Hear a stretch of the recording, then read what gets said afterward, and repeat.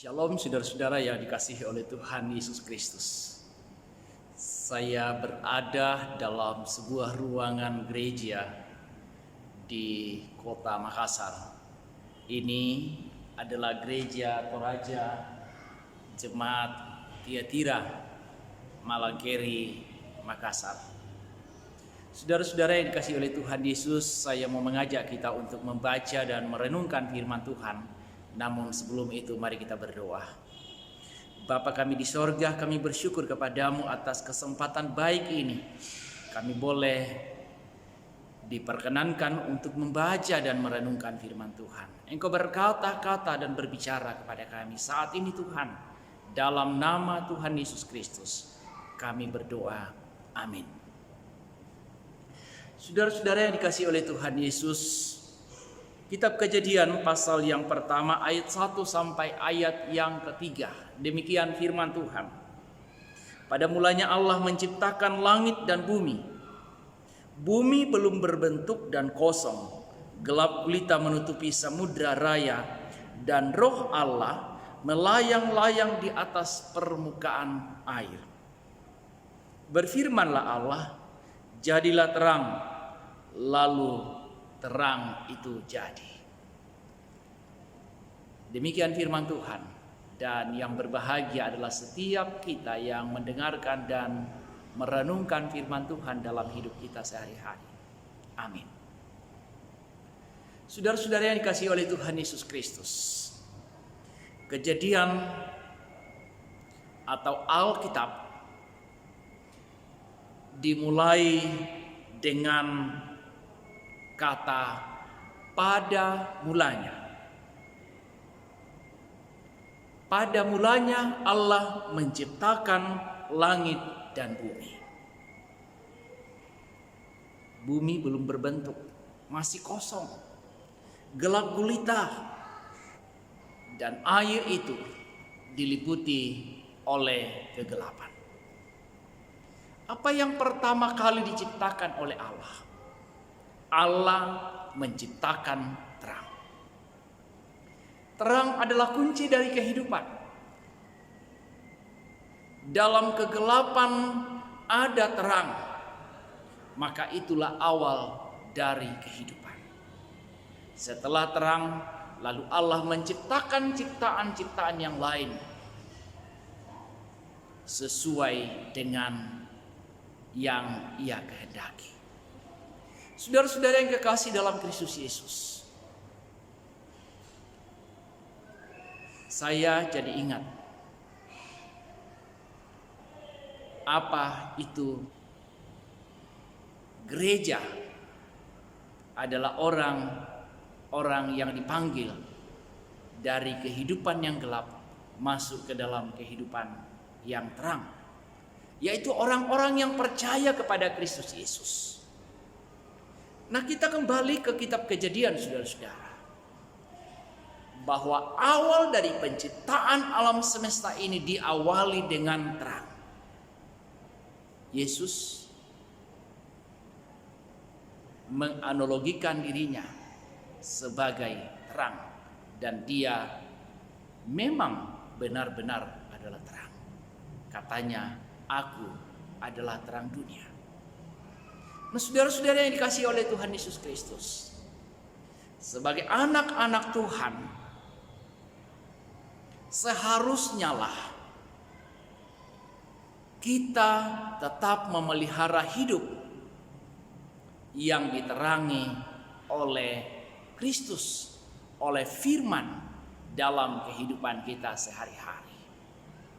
Inilah yang penting bagi kita, sebab Allah pertama-tama menciptakan terang, dan terang adalah sumber dari kehidupan. Orang Shinto dari Jepang, mereka menyembah matahari. Mungkin saja mereka berpikir bahwa matahari adalah sumber energi, matahari adalah sumber kehidupan dan pusat tata surya di muka bumi ini. Tapi lupa bahwa di balik dari matahari ada terang yang lebih dahsyat lagi, Ada terang yang lebih berkuasa lagi, yang lebih abadi lagi, yaitu Tuhan yang kita kenal di dalam Yesus Kristus. Apa buktinya? Bahwa di balik dari matahari ada kekuatan yang lebih hebat lagi. Kita ingat ceritanya Yosua ketika berperang dengan orang-orang Amalek.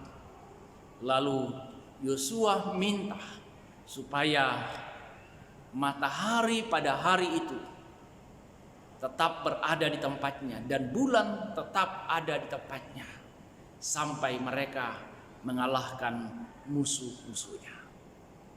Dan Tuhan lakukan itu. Itu berarti Allah yang kita kenal di dalam Kristus Yesus adalah Allah pencipta alam semesta ini dan Allah yang mengatur alam semesta ini. Maka siapa yang selayaknya dan sepatutnya kita sembah ialah Allah yang adalah pencipta dari alam semesta ini, bukan ciptaannya. Apa yang kita bisa pelajari saudara-saudara? Bahwa yang diciptakan Allah pertama-tama adalah terang. Maka tentulah Tuhan menghendaki terang itu selalu ada dalam kehidupan kita. Saudara, Yesus Kristus adalah terang dunia. Dia datang untuk menerangi dunia yang gelap. Ia datang untuk membawa orang-orang yang hidup dalam kegelapan masuk ke dalam kehidupan yang terang, supaya ia kembali mengenal kehidupan yang abadi dan hidup dalam keabadian bersama-sama dengan Dia pada satu waktu kelak. Maka biarlah saudara-saudara kita tetap memelihara hidup kita. Ingat, yang Tuhan ciptakan pertama adalah terang yang menerangi alam semesta ini, dan dari situlah kemudian ada kehidupan. Saudara dipanggil dan saya dipanggil dan diutus ke tengah-tengah dunia di mana kita ada, menjadi terang, menerangi yang gelap, mengatakan yang benar di tengah-tengah ketidakbenaran, menyatakan kasih di tengah-tengah dunia yang sulit, yang haus dengan kasih sayang.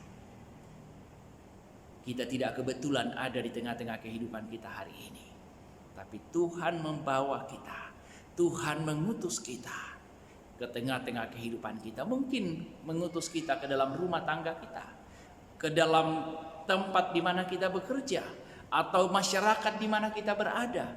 Jadilah terang di sana dan bukan sebaliknya. Amin. Mari kita berdoa. Bapa di sorga, kami bersyukur kepadamu karena kasih sayang Tuhan yang tiada berhenti bagi kehidupan kami. Maka peliharakanlah hidup kami ya Tuhan, supaya kami pergi dan menjadi terang bagi dunia ini. Ini doa kami, ini harapan kami, supaya Tuhan kami menjadi saksi-saksi-Mu di tengah-tengah kehidupan setiap hari. Dalam nama Tuhan Yesus Kristus kami berdoa. Amin. Demikian firman Tuhan.